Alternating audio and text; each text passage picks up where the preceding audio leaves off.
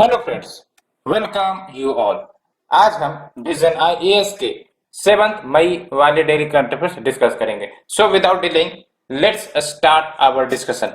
The first article deals with United Nation plan of action towards 2025 launched.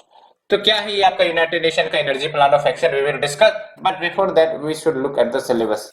तो when we talk about the syllabus, तो आप देख सकते हो it will be dealt with infrastructure, energy and conservation, environmental pollution and degradation. इसको ध्यान में रखना है और इसको लॉन्च करने का बेसिक एम यही रहा है बिकॉज अभी फिलहाल आप देख सकते हो ग्लोबल एनर्जी क्राइसिस चल रही है, एज वेल एज जो क्लाइमेट इमरजेंसी की स्थिति है वो भी कहीं ना कहीं बढ़ती देखने को मिल रही है। एंड ये जो ग्लोबल एनर्जी क्राइसिस चल रही है, क्यों चल रही है आपको ही पता होगा। It is all because Russia Ukraine war. और रशिया की अगर हम बात करें तो काफी ज्यादा मात्रा में जो नेचुरल गैस है या फिर आपका जो कोल है वो से इंपोर्ट करता है, प्रोड्यूस करता है।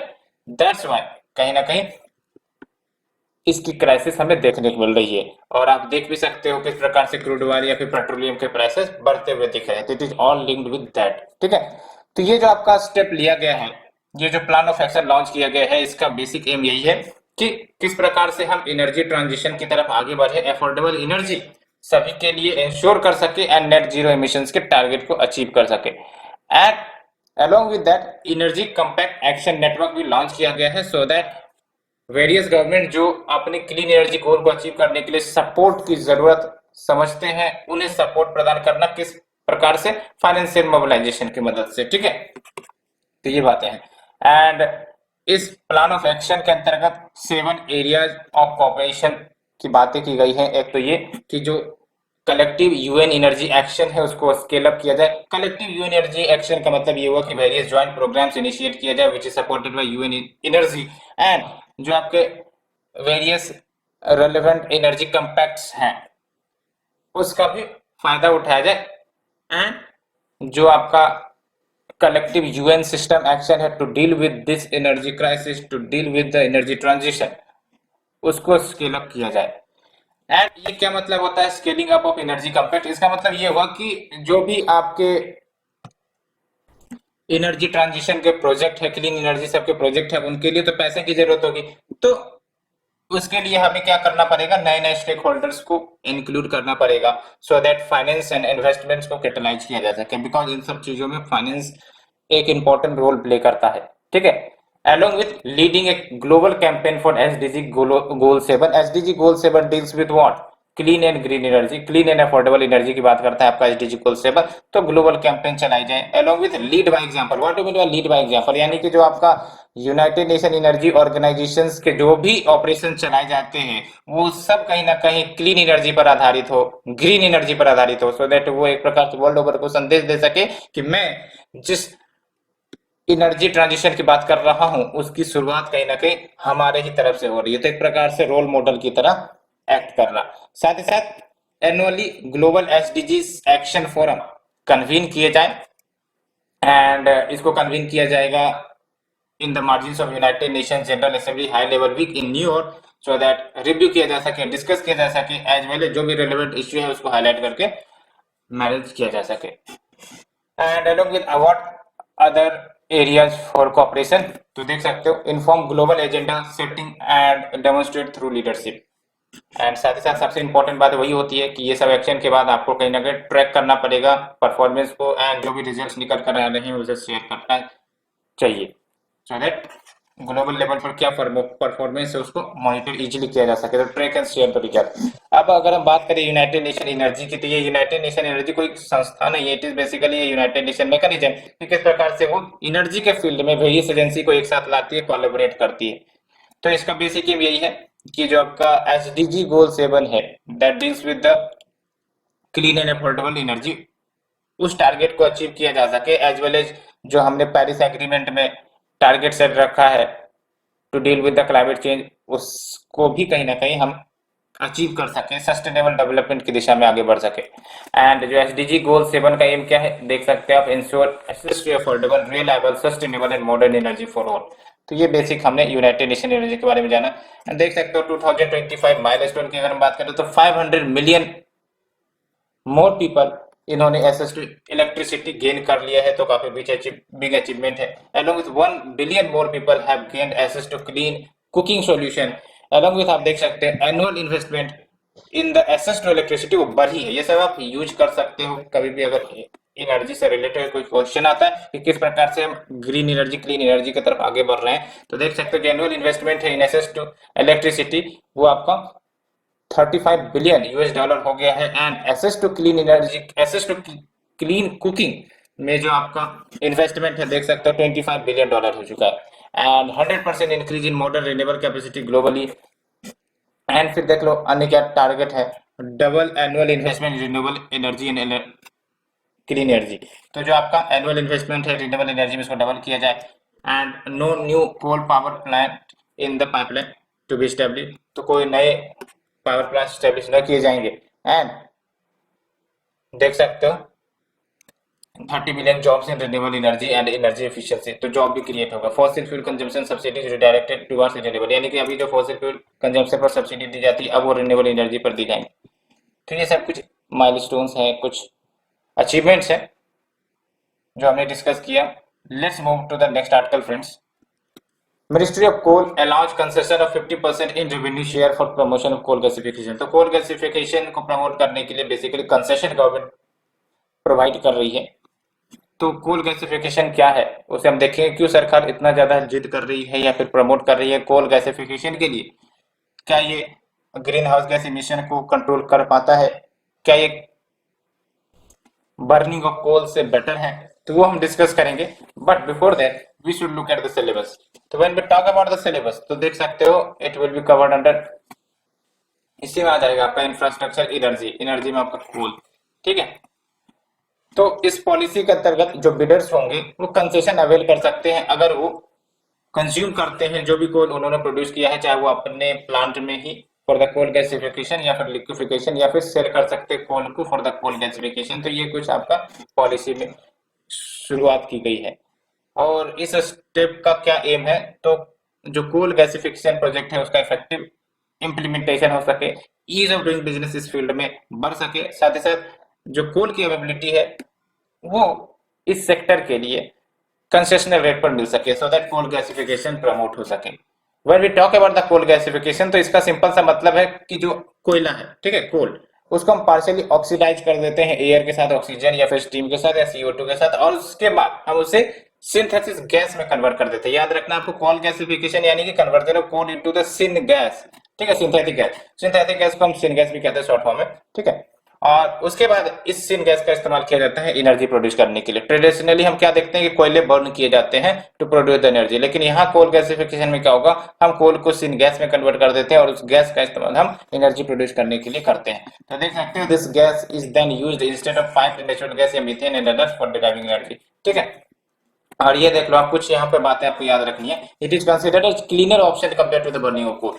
कोल को बर्न करने के कंपैरिजन में ये जो आपका कोल गैसिफिकेशन है वो क्लीनर ऑप्शन है, यानी कम इसमें ग्रीन हाउस गैस एमिशन होंगे। ऐसा नहीं कि नहीं होंगे, लेकिन कम होंगे। तो दैट्स व्हाई गवर्नमेंट प्रमोट भी कर रही है इसे, सो दैट जो हमने टारगेट सेट कर रखा है क्लीन एनर्जी का, ठीक है, उसे अचीव किया जा सके, ग्रीन हाउस गैस कम हो सके, ये सब बातें हैं।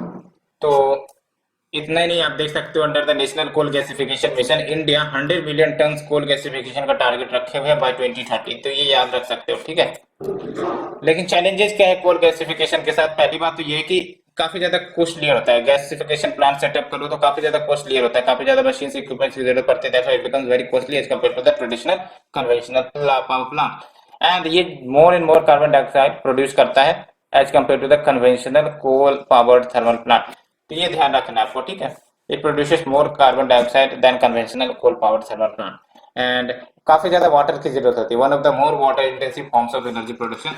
एंड ये आपको प्रीलिम्स के लिए याद रखनी है कि इंडियन कोल रिजर्व्स की बात करें, कोल रिजर्व यानी कि भंडार, ठीक है, फिफ्थ है largest in the world. And अगर हम प्रोडक्शन के मामले में बात करें, दो होता है, एक तो प्रोडक्शन होता है, एक होता है भंडार रिजर्व, ठीक है। तो प्रोडक्शन के मामले में वी रैंक सेकंड, फर्स्ट कौन है, चाइना। एंड रिजर्व के मामले में we rank fifth, and import के मामले में वी रैंक द सेकंड, ठीक है। अभी तो कोल से रिलेटेड मैटर भी आया था, आपने देखा भी होगा कि किस प्रकार से कोयले की आपूर्ति नहीं हो पा रही है पावर प्लांट में, जिसके कारण बिजली कटौती देखने को मिल रही है, ठीक है। तो सीन गैस की बात करें तो सीन गैस क्या होता है, जो अभी हमने देखा कोल गैसिफिकेशन के माध्यम से हम लोग सीन गैस प्रोड्यूस करते थे। देखिए simply mixture of carbon monoxide and hydrogen, ठीक है। तो कार्बन मोनोऑक्साइड प्लस हाइड्रोजन का मिक्सचर को हम सीन गैस करते हैं। इसमें और भी गैसेस फ्यूल्स होते हैं, जैसे आपका हाइड्रोजन प्रोड्यूस होता है along with substitute natural gas like methane, dimethyl ether, तो ये सभी कंपोनेंट्स होते हैं। एंड इसका बेसिक इस्तेमाल किस में हो सकता है, तो इलेक्ट्रिसिटी प्रोड्यूस करने में हो सकता है, केमिकल प्रोडक्ट्स बनाने में भी हो सकता है लाइक द फर्टिलाइजर्स, तो ध्यान रखनी है, ठीक है। तो फ्रेंड्स इसे हमने डिस्कस किया। Let's move to the third article. Rupee nears all time low, forex reserve below $600 billion. हमने देखा था दिसंबर 2021, हाँ, या फिर यूं कह सकते हो कि 2021 के दिसंबर के लास्ट मंथ में, ठीक है, जो फॉरेक्स रिजर्व था आपका लगभग $633 बिलियन था। लेकिन अब क्या हो रहा है कि ये जो फॉरेक्स रिजर्व है उसमें कमी देखने को मिल रही है। और आप देख सकते हो अब फॉरेक्स रिजर्व हमारे कम जब होने लगेंगे तो मान के चलो कि जो फॉरेन करेंसी होगी वो रुपी के सामने काफी ज्यादा महंगे होने लगेगी। सिंपली बात कहे तो रुपी डेप्रिशिएट होगा, इसको समझना होगा कंसेप्ट को।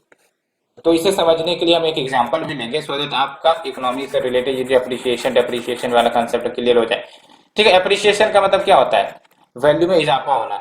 जैसे फॉर एग्जांपल लेट्स से कि $1 का दाम 70 रुपीज होता था, ठीक है।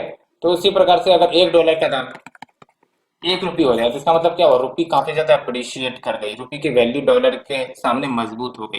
लेकिन वही अगर $1 का दाम लेट्स से कि पहले 70 होता था, अब ये $1 का दाम 80 हो गया, 90 हो गया या फिर 100 हो गया, तो इसका मतलब रुपी डेप्रिशिएट हुआ है, रुपी की वैल्यू कम हुई है, ठीक है। पहले सेम 70 रुपया में हम $1 खरीद पाते थे, अभी $110 पे करके हमको $1 खरीदना पड़ रहा है। तो इसका मतलब क्या हुआ, रुपी की वैल्यू कमजोर हो गई है, ठीक है। या फिर यूं कह सकते हैं कि जो डॉलर या फिर फॉरेन करेंसी की वैल्यू है वो मजबूत हो गई है as compared to the rupee. तो ये सिंपल सा मतलब होता है अप्रिसिएशन डेप्रिसिएशन। ये आप वेरियस सेक्टर्स के लिए कीवर्ड इस्तेमाल करते हो, एप्रिसिएशन डिप्रिसिएशन, सिंपल सा मतलब आपको यही होता है।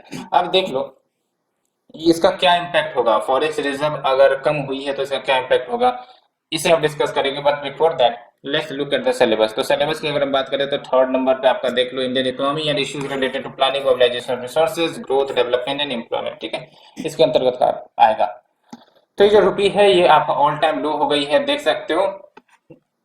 अभी कितना हुआ करता था, तो $1 इज इक्वल टू 76.93 रुपीज, ठीक है। एंड ये कम होने का कारण क्या है, व्हाई दिस डिप्रिसिएशन अकर्ड, ये थोड़ा सा जानना जरूरी होगा because it is led by various factor. तो वो वेरियस फैक्टर क्या है हम डिस्कस करेंगे। एक तो वेरियस फैक्टर में ये आ जाएगा कि आपका सप्लाई डिमांड में मिसमैच हो जाना, यानी कि लेट से कि डिमांड जो है आपका फॉरेन करेंसी का बढ़ गया हो, ठीक है, तो फिर उसके कारण भी जो हमारी रुपी है वो डिप्रिशिएट हो गई है। और वो डिमांड क्यों बढ़ा है वो हम डिस्कस करेंगे, उसका भी एक लॉजिक है, ठीक है।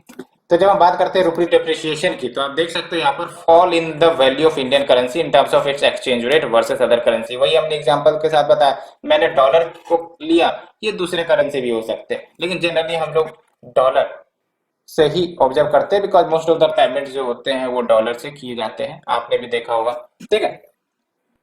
और इंडिया जो है वो मैनेज फ्लोटिंग रेट का सिस्टम अप्लाई करता है to deal with the appreciation और डेप्रिसिएशन, ठीक है। पहले तो पूरा गवर्नमेंट कंट्रोल ही होता था, गवर्नमेंट जो है वो आपका एक्सचेंज रेट डिसाइड करती थी। अब क्या हो रहा है कि मोस्टली ये जो आपका एक्सचेंज रेट है वो मार्केट डिसाइड करती है based on the supply and demand. लेकिन हाँ, अगर स्थिति कहीं भी गड़बड़ हुई, ठीक है, तो वहां पर आपका गवर्नमेंट या फिर आरबीआई इंटरवीन करेगा।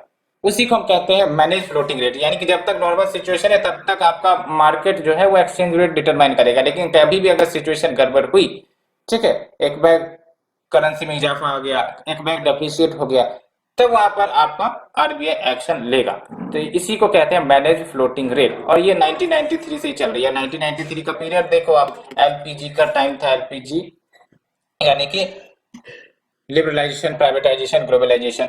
तो इसीलिए आपका मैनेज फ्लोटिंग रेट लाया गया, पहले फिक्स्ड एक्सचेंज रेट होता था, ठीक है। तो क्यों, और हाँ, इसके अंतर्गत क्या होता है, तो जो आपका करेंसी की वैल्यूएशन है वो सप्लाई एंड डिमांड पर निर्भर करती है। लेकिन हाँ, ये जब सिचुएशन एबनॉर्मल हो जाए तो आरबीआई एक्शन लेता है टू अरेस्ट द फॉल और rise of the currency as well as to reduce volatility, speculation, ठीक है, तो आरबीआई कैसे डिटरमिन करेगी, या तो दूसरे करेंसी को सेल कर देगी या फिर आपका करेंसी बाय कर देगी। ठीक है, और ये सब करने का बेसिक एम यही होता है कि जो वॉलेटिलिटी है, स्पेकुलेशन है इन द मार्केट, उसको कम करना है। ठीक है, तो आखिरकार कारण क्या रहा फॉर रिसेंट फॉल इन रुपी। देखो ये क्रूड ऑयल प्राइसेस जो आप देख रहे हो उसमें बढ़ोतरी हुई as well as other commodities because of the Russia Ukraine war, इसको आपको समझना पड़ेगा।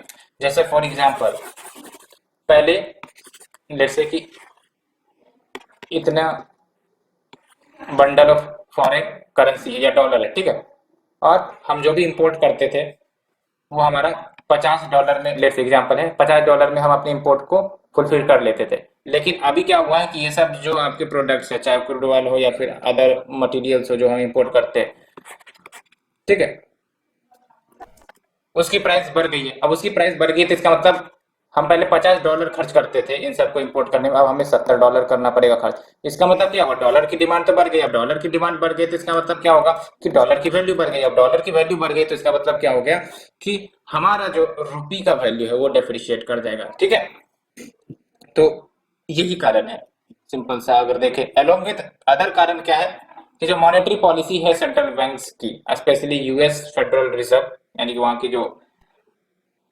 सेंट्रल बैंक है यूएस फेडरल रिजर्व, तो उन्होंने क्या किया है कि इंटरेस्ट रेट में बढ़ोतरी कर दी है। कितने परसेंट से, 0.5% से या फिर 5 बेसिस पॉइंट से इंटरेस्ट रेट में बढ़ोतरी कर दी। और वहां का कारण क्या रहा है कि इन्फ्लेशन को टैकल करने के लिए।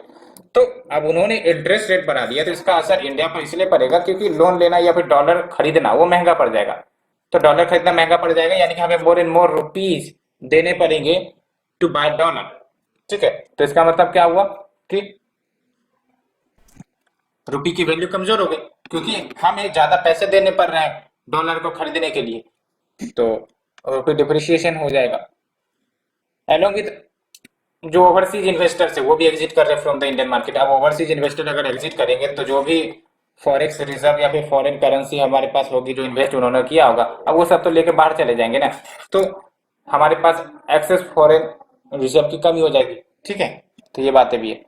पैसे अगर फॉरेन करेंसी आ रहे हैं तो वो बढ़िया होगा, वो आपका कर्व करेगा डेप्रिसिएशन को। लेकिन अगर फॉरेक्स रिजर्व जा रहे हैं, इन्वेस्टमेंट अगर जा रहे हैं, ठीक है, एग्जिट कर रहे हैं इन्वेस्टर्स, तो उससे हमारा जो रुपी का डेप्रिसिएशन है वो बढ़ सकता है। एंड डोमेस्टिक इश्यूज भी हैं, जैसे जो करंट अकाउंट डेफिसिट है वो बढ़ रहा है, इन्फ्लेशन बढ़ रहा है, तो ये सब कुछ फैक्टर्स है जिसके कारण आपको फॉरेन रुपी देखने को मिला। अब इम्पैक्ट क्या होगा रुपी डेप्रिसिएशन का। इम्पैक्ट पहली बात तो ये कि फॉरेन रिजर्व्स में डिक्लाइन हो जाएंगी बिकॉज आरबीआई जो है वो रुपी के फॉल को अरेस्ट करेगा। डिक्लाइन होने का मतलब अभी आरबीआई जो है उतना ज्यादा अमाउंट में नहीं खरीदेगा। क्यों नहीं खरीदेगा, बिकॉज अगर अभी खरीदा गया तो मोर एंड मोर रुपी की जरूरत पड़ेगी, मोर एंड मोर रुपी की जरूरत पड़ेगी तो यानी कि रुपी की वैल्यू और ज्यादा गिरेगी। ठीक है, क्योंकि डॉलर का या फिर फॉरेन करेंसी का डिमांड काफी ज्यादा है और हम भी अगर खरीदने लगे तो हमें कहीं ना कहीं ज्यादा पैसे पे करने पड़ेंगे। दैट्स वाई फॉरेन रिजर्व्स में डिक्लाइन हो सकता है बिकॉज अभी आरबीआई रुपी डेप्रिसिएशन को कंट्रोल करने का प्रयास करेगा। साथ ही साथ ट्रेड डेफिसिट में बढ़ोतरी हो सकती है एंड करेंट अकाउंट डेफिसिट और ज्यादा बढ़ सकता है। अब ये ट्रेड डेफिसिट में बढ़ोतरी क्यों हो जाएंगी, जैसे फॉर एग्जांपल हम $50 बिलियन का लेट्स से कि इंपोर्ट करते हैं एंड $20 बिलियन का हम एक्सपोर्ट करते हैं। अब इंपोर्ट हम कर रहे हैं $50 बिलियन का। अब आप समझो कि इस क्राइसिस कारण, रशियन यूक्रेन क्राइसिस कारण प्रोडक्ट महंगे हो गए। अब 50 के कारण हम क्या करेंगे, $60 बिलियन का लेट्स से इंपोर्ट करेंगे। तो ये जो आपका एक्स्ट्रा प्राइस राइज हुआ प्रोडक्ट का जिसके कारण हमें 50 बिलियन के कारण 60 बिलियन पे करने पड़ रहे हैं, तो हमें इन फॉरेन करेंसी को खरीदनी पड़ेगी। अब खरीदनी पड़ेगी तो हमें कहीं ना कहीं मोर एंड मोर रुपी इन्वेस्ट करने पड़ेंगे टू बैलेंस द ट्रेड, है ना। तो इसके कारण भी आपका ट्रेड डेफिसिट बढ़ेगा। सिंपल सा मतलब है कि आपका ट्रेड डेफिसिट का मतलब ये हुआ कि इंपोर्ट ज्यादा कर रहे हैं एक्सपोर्ट के कंपैरिजन में। अब इंपोर्ट की वैल्यू बढ़ रही है because of the Russia Ukraine war. That's why जो ट्रेड डेफिसिट है वो वाइडन हो जाएगी और ज्यादा बढ़ जाएगी। तो ये बात हो गई। एंड फिर देख सकते हो इंटरेस्ट रेट भी कहीं ना कहीं आरबीआई बढ़ा रहा है to tackle the rising inflation, और इंटरेस्ट रेट आरबीआई बढ़ा रहा है। तो बेसिकली जो इंटरेस्ट रेट आरबीआई बढ़ा रहा है टू टेकल राइजिंग इन्फ्लेशन, तो ये भी आपका रुपी डिप्रिसिएशन पर इम्पैक्ट करेगा। So friends we discuss all these and ये आपको ट्रेंड याद रखनी है। ये जो आपके फॉरेन एक्सचेंज रिजर्व के ट्रेंड है, अगर हम बात करें अप्रैल 30 2021 से अप्रैल 29 2022 के पीरियड पे, तो देख सकते हो जो आपका ट्रेंड रहा है फॉरेक्स रिजर्व का वो फ्लक्चुएटिंग रहा है, जिगजैग, ठीक है। ग्रोथ हुआ, फिर आपका डिक्लाइन हुआ, फिर डिक्लाइन हुआ, ये ध्यान रखिए। So after discussing this article let's move to the next article. For holistic development of coastal districts 567 projects identified under the convergence mode, तो 567 प्रोजेक्ट को आइडेंटिफाई किया गया for the holistic coastal development of the district. तो क्या aim है इसका वो हम डिस्कस करेंगे, but before that we should look at the syllabus. When we talk about the syllabus तो आप देख सकते हो इंफ्रास्ट्रक्चर पोर्ट में भी कवर हो जाएगा। तो इंफ्रास्ट्रक्चर पोर्ट कहाँ है, article number GS paper 3 infrastructure port. तो जो ministry of ports shipping and waterways है, इन्होंने एक प्लान लेकर आया है under the Sagarmala program so that holistic development हो सके कोस्टल डिस्ट्रिक्ट का। इसका बेसिक एम यही है कि वहां पर जो भी इंफ्रास्ट्रक्चरल गैप्स है उसको खत्म किया जाए एंड जो इकोनॉमिक अपॉर्चुनिटी है उन एरियाज की उसको हार्नेस किया जाए। ऑल्सो जो नेशनल सागरमाला अपेक्स कमेटी है उन्होंने सागरमाला के प्रोग्रेस को रिव्यू किया गया है। सागरमाला प्रोजेक्ट आपको भी पता है ना, पोर्ट लेड डेवलपमेंट, तो उसके प्रोग्रेस को रिव्यू किया है कैसे, थ्रू ए न्यू प्रोजेक्ट सागर तट समृद्धि योजना। एंड इस रिव्यू के अनुसार आप देख सकते हो 25% आउट ऑफ टोटल प्रोजेक्ट वो कंप्लीट हो चुके हैं अंडर द सागरमाला, और इन सबको एग्जीक्यूट करना था कब तक, बाय 2035 तक। एंड अगर बात करें सागरमाला नेशनल प्रोग्राम की, तो ये 2015 में से लॉन्च किया गया था, किसके द्वारा, मिनिस्ट्री ऑफ शिपिंग के द्वारा। इसका बेसिक एम यही है कि पोर्ट लेड डेवलपमेंट को प्रमोट किया जाए, ठीक है।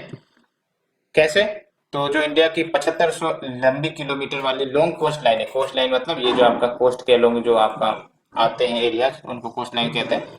To harness the 7500 kilometer long coast line and 14,500 kilometer of potentially navigable waterway.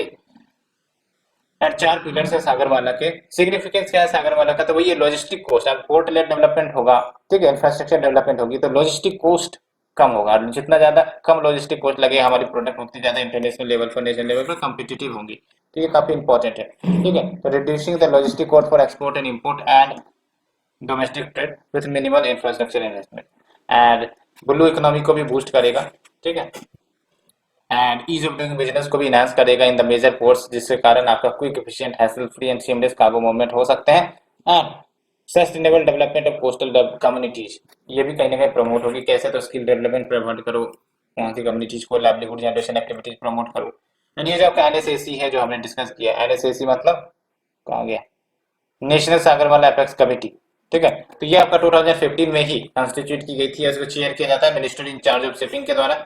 And ये ओवरऑल पॉलिसी गाइडेंस प्रोवाइड करता है, हाई लेवल कोऑर्डिनेशन प्रोवाइड करता है, as well as various planning and implementation of the plan and project को review करता है, ठीक है। तो ये हमने डिस्कस किया। ये 4 पिलर कौन है जिस पर सागरमाला आधारित है, तो देख सकते हो पोर्ट मॉडर्नाइजेशन करो, पोर्ट कनेक्टिविटी इंश्योर करो, पोर्ट लेड इंडस्ट्रियलाइजेशन करो, कोस्टल कम्युनिटी डेवलपमेंट करो। इसके अंतर्गत स्किल डेवलपमेंट है ना, और क्या क्या है, टूरिज्म प्रमोट करो, फिशिंग हार्बर्स को डेवलप करो, ये सब है। तो फ्रेंड्स इसे डिस्कस किया। Let's move to the last article. Germany withdraws UN court case against Italy over the world war 2। तो बेसिकली ये आपका हिस्ट्री से, वर्ल्ड हिस्ट्री से आर्टिकल है एंड यहाँ आपको वर्ल्ड वॉर 2 के बारे में थोड़ी जानकारी मिलेगी। एंड आपको पता ही होगा जो वर्ल्ड वॉर 2 हुआ था, it was between the axis power and your allies country. अब यहाँ पर आप मैप में देखो, है ना, एक्सिस और एलाइज के, ये जो ब्लू कलर है वो आपका एक्सिस है। एक्सिस में कौन कौन आ रहे हैं, इटली आ रहा है, जर्मनी आ रहा है और जापान आ रहा है, ठीक है। एंड जो एलाइज है, एलाइज में कौन है, United states, Britain and Soviet union, ठीक है। तो इनके बीच आपका जो वर्ल्ड वॉर 2 है वो इनिशिएट हुआ था। कारण क्या था वर्ल्ड वॉर का, और इंडिया के साथ बड़ा अच्छा लगाव है वर्ल्ड वॉर 2 का। आपको भी पता है कांग्रेस मिनिस्ट्री ने रिजाइन की थी वर्ल्ड वॉर 2 के दौरान जब ये शुरुआत हुई थी, बिकॉज जो लिलित वो था उस समय, है ना, that time viceroy of India, उन्होंने without the permission of Indian authority या फिर आईएनसी, इंडियन नेशनल कांग्रेस, उन्होंने इंडिया को भी शामिल कर लिया था वॉर में। दैट्स व्हाई जो कांग्रेस मिनिस्ट्री है उन्होंने रिजाइन कर दिया था, ठीक है। उसके बाद तो आपको पता ही इवेंट क्या हुआ, अगस्त ऑफर आता है, फिर क्विट इंडिया मूवमेंट स्टार्ट हो जाती है, ठीक है, भारत छोड़ो आंदोलन। तो all these are linked to that. तो अगर हम बात करें कंटेक्स्ट की, तो उससे पहले हम सिलेबस डिस्कस कर लेते हैं। But talk about the syllabus, तो आप देखो ये वर्ल्ड हिस्ट्री का है। History of the world will include the event from the 18th century. World wars direct topic है आपका। तो जर्मनी ने अपना केस विद्रॉ कर लिया है against the Italy over the war reparation. Reparation यानी कि मरम्मत होता है, रिपेयरिंग होता है for the Nazi victims at the United Nation highest judicial body, जिसको हम कहते हैं आईसीजे। तो आईसीजे की भी अगर हम बात करें तो इसका हेडक्वार्टर हैग में है। और ये कौन से नेशन को बिलोंग करता है आप हमें बताओ। और जो प्रिंसिपल जुडिशियल ऑर्गन है यूनाइटेड नेशन, याद रखना है जो इंटरनेशनल कोर्ट ऑफ जस्टिस है, it is principal judicial organ. 6 total principal organization है यूएन के, जिसमें से एक है आपका इंटरनेशनल कोर्ट ऑफ जस्टिस। और ये 1945 में स्टेब्लिश की गई थी। और इसका बेसिक एम यही था कि जो भी आपका लीगल डिस्प्यूट है बिटवीन द स्टेट्स, ठीक है, उसको सॉर्ट आउट करना। तो ये आपका मुख्य रोल है। एंड अगर हम बात करें वर्ल्ड वॉर टू की, जो आपका 1939 से 1945 तक चली थी, और इसमें वर्ल्ड के जो मेजर कंट्रीज है वो इसमें शामिल हुए थे, और अल्टीमेटली 1945 में ये वर्ल्ड वॉर टू खत्म हुआ था। और एक्सिस कंट्री यानी कि जो आपका जापान है, जर्मनी है, इटली है, इनका डिफीट हो गया था। एंड शुरुआत कैसे हुई थी वर्ल्ड वॉर टू की, तो बेसिकली जर्मनी ने इन्वेजन कर दिया था पोलैंड पर सितंबर 1939 में। एंड इसके कारण जो ग्रेट ब्रिटेन है यानी कि यूके एंड फ्रांस, इन्होंने वॉर डिक्लेयर किया, making the beginning of world war two. क्या कारण है वर्ल्ड वॉर टू के, तो बेसिकली जो वर्ल्ड वॉर वन हुआ था, देख सकते हो वर्ल्ड वॉर वन का लिंकेज वर्ल्ड वॉर टू से जुड़ा हुआ है। बिकॉज वर्ल्ड वॉर वन जब हुआ था तो ट्रीटी ऑफ वर्सलिज आपने पढ़ा होगा हिस्ट्री में, 1919 में हुआ था। तो कहा जाता है ट्रीटी ऑफ वर्सलिज जर्मनी पर काफी ज्यादा लोड दे दिया गया था।